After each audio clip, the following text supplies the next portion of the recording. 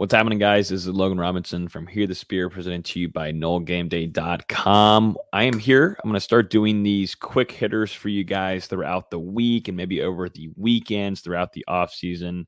And if these continue to be a thing that you guys like us to do, we'll do them through the fall and football season, basketball, et cetera, et cetera. But thought we'd jump in here whenever breaking news is out there and we don't get to record until our usual recording times on Thursdays at 8:30. It's better to get to news and reactions to you quicker. And this is just going to be me right now giving you an update here and some breaking news on Monday. The Noles get some good news, and Coach Atkins on Monday evening with D'Mitri Emmanuel, a Charlotte offensive line grad transfer, deciding to go with Florida State. Initially, D'Mitri is from North Carolina. He entered the transfer portal a little bit earlier this month. So not in the portal for too long, but immediately, we put out a piece and we knew that Florida State would show some interest here. We obviously know the connection there with Coach Atkins, his previous gig being over there at Charlotte. Emmanuel contributed to Charlotte since 2017. You're most certainly getting an older guy inside of that locker room right now. And that's a trend that Florida State continues to do, bringing some experienced players in, some that have really good character in themselves.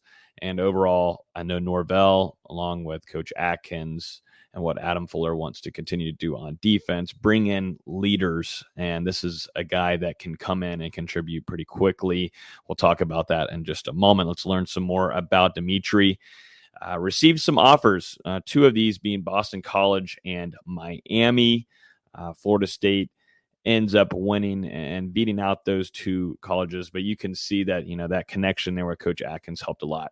This is a 6'2", 306 pounds kind of guy. 6'2", that most likely puts you, at that guard spot.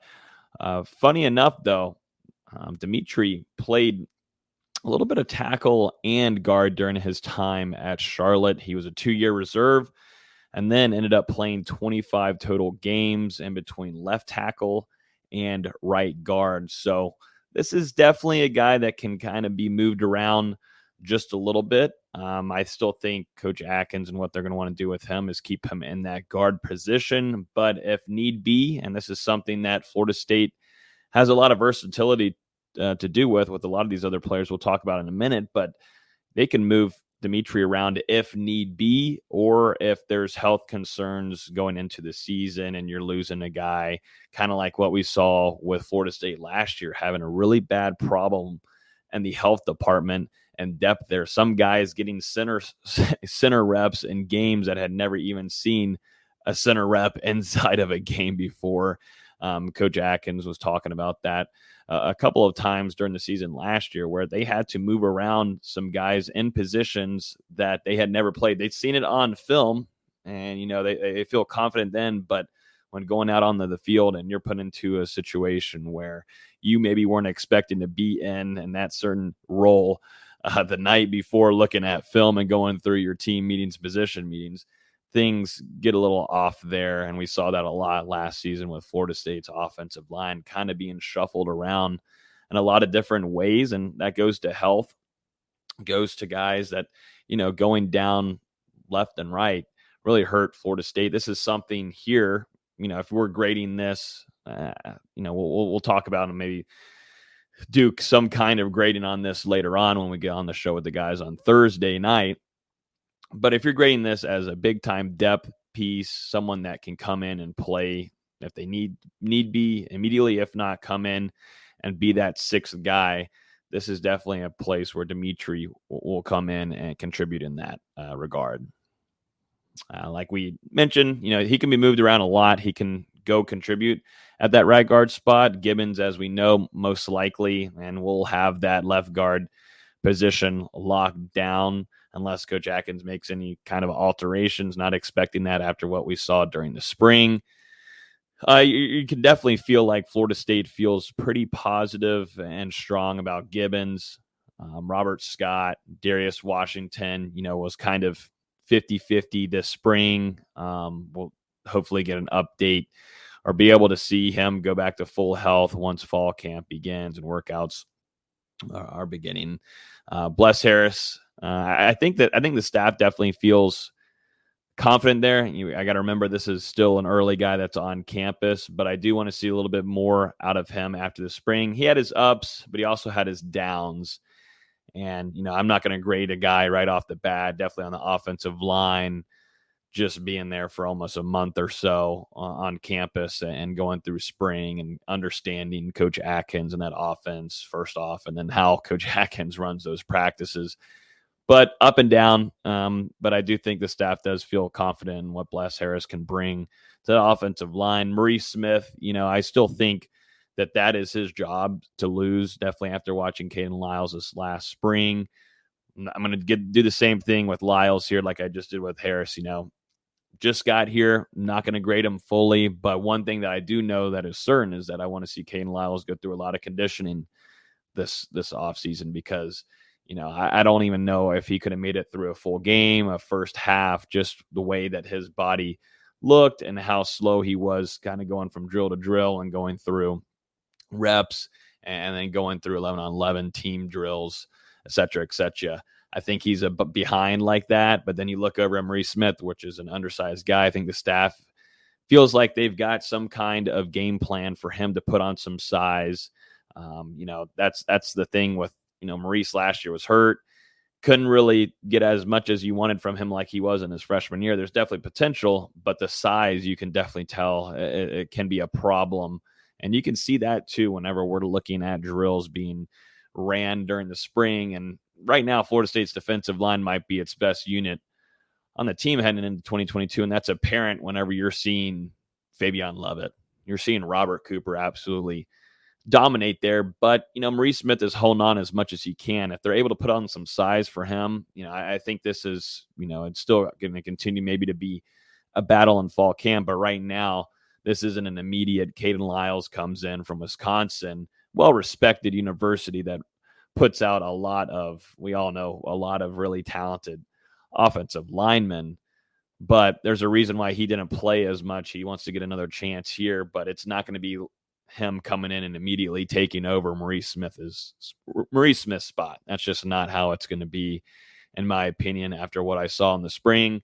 Like I said, Lyles, a big offseason ahead for him just to get conditioned, maybe still understand the technique that Coach Atkins wants him at the offensive line position. But it was apparent throughout it that Maurice Smith was a ways ahead of Caden Lyles. So something to keep an eye on heading into the fall camp.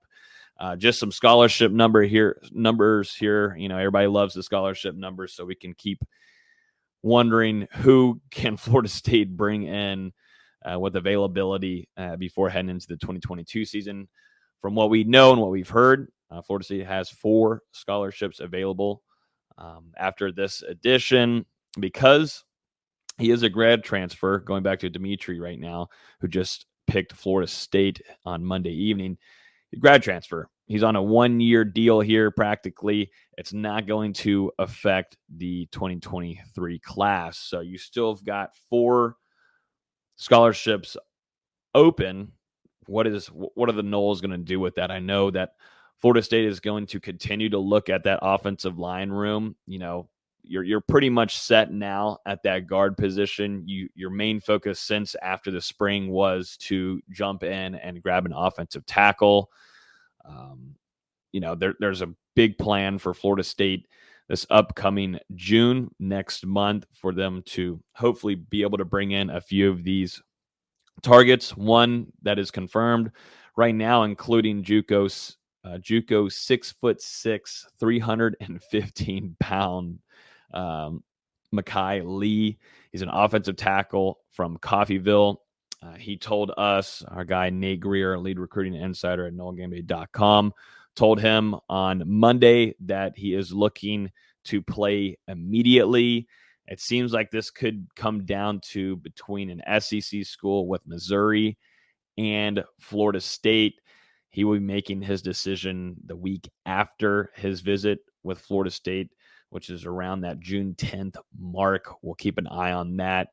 He told us that he is expecting an offer from Florida State, and Coach Atkins, there's just a little holdup with one of his math classes. He told us that once that gets passed through, Florida State and Coach Atkins are most likely going to make that offer to Mekhi Lee, which is a 6'6", 315-pound transfer offensive tackle.